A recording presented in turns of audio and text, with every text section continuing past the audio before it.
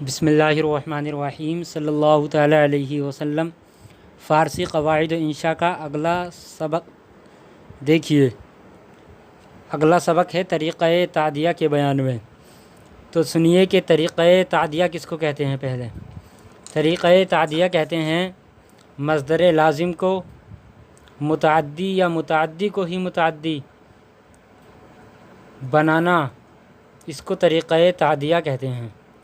یعنی کہ چاہے وہ مصدر ہو لازم ہو یا مصدر متعدی ہو، دونوں ہوں، دو یا ایک ہو دونوں میں سے، تو کہہ رہے ہیں کہ مصدر لازم کو متعدی یا متعدی کو متعدی بنانے کو طریقہ تعدیہ کہتے ہیں۔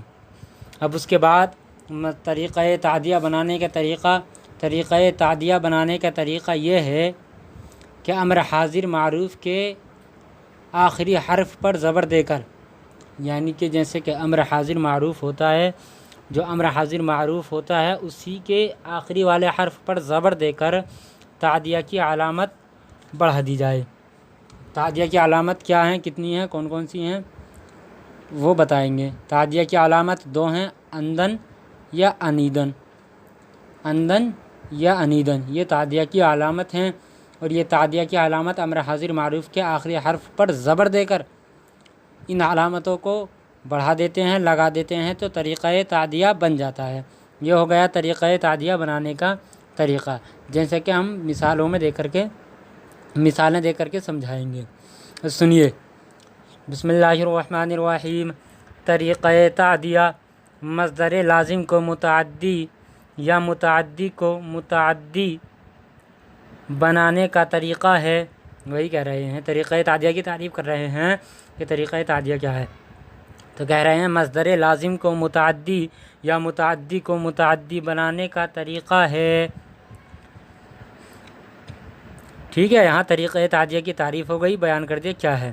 اب اس کے بعد بیان کر رہے ہیں بنانے کا طریقہ، کہ اس مصدر کے امر حاضر معروف کے آخری حرف پر زبر دے کر، کہ اس مصدر کے، یعنی کہ جو مصدر ہیں، اس مصدر کے امر حاضر معروف کے آخری حرف پر زبر دے کر تعدیہ کی علامت اندن یا انیدن بڑھا دی جائے۔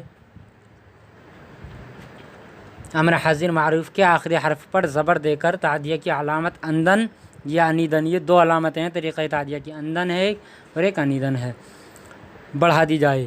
جیسے جوشیدن مصدر ہے، جوشیدن مصدر جس کا معنی ہے ابلنا، تو جوشیدن مصدر سے امر حاضر معروف ہوگا جوش، امر حاضر معروف ہوگا جوش۔ جوشیدن مصدر سے امر حاضر معروف ہوا جوش، اور جوش کے آخری حرف پر، جو آخری حرف ہے شین جوش کا، اس پر زبر دے کر علامت تعدیہ بڑھا دی گئی۔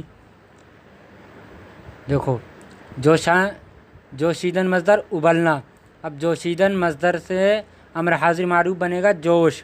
اب جوش بنانے کے بعد میں جو امر حاضر معروف کا آخری حرف ہے شین، اس پر زبر دے دیں، جوشا ہو جائے گا، جوشا۔ اب جوشا کے بعد میں دیکھیے علامت تعدیہ بڑھا دیں، پھر تعدیہ بنانے کے لیے علامت تعدیہ بڑھا دیں۔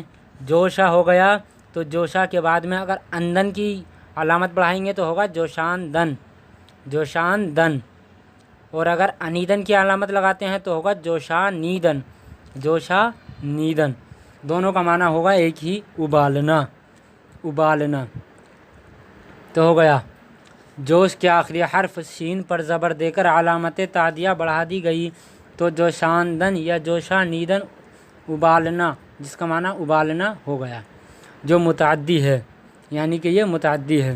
اسی طرح بخشیدن سے دیکھیے، اسی طرح بخشیدن کا امر حاضر معروف آئے گا بخش، تو اس کے آخری حرف پر زبر دے دیا تو ہو گیا بخشا۔ اب اند لگا دیں گے، اندن، تو ہوگا بخشاندن، بخشاندن، اور اگر انیدن کی علامت لگا دیں گے تو ہو جائے گا بخشا نیدن، بخشا نیدن۔ دیکھیے اسی طرح بخشیدن، بخشنا، امر حاضر معروف بخش، امر حاضر معروف बख्श हुआ और इसके आखिरी हर्फ शीन पर ज़बर देकर अलामत तादिया बढ़ा दी तो बख्शांदन या बख्शानीदन बख्शवाना हो गया। माना हुआ बख्शवाना, बख्शानीदन या बख्शांदन हो गया। जो मुतअद्दी, ये मुतअद्दी है, यानी कि मुतअद्दी को ही मुतअद्दी बनाया है। पहले लाजिम से मुतअद्दी बनाया था, अब मुतअद्दी को ही मुतअद्दी बनाया है। यहाँ तक तरीक़े तादिया का बयान हो गया। अब उसके बाद में मुश्तक़ की तारीफ़ कर रहे हैं। मुश्तक़ किसे कहते हैं तो सुनिए। मुश्तक़ वो इसम है जो मसदर या फ़िल से बना हो। मुश्तक़ वो इसम है जो मसदर या फ़िल से बना हो, यानी कि जिस इसम को, जो इसम मसदर से बना लिया गया हो या फ़िल से बना लिया गया हो, वो इसम मसदर कहलाता है। जैसे देखिए परवरिंदा, इसका मसदर है परवरदन।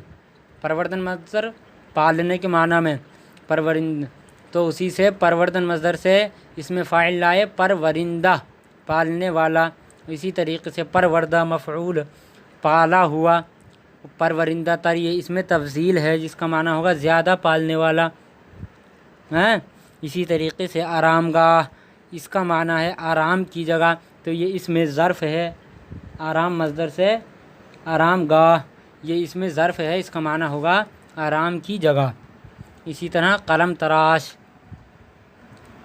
और परवरिश, ये उर्दू में है। देखिए परवरिश उर्दू में है।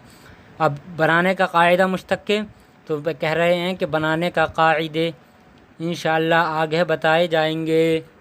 मुश्तक़ के बनाने के कायदे आगे बताए जाएंगे।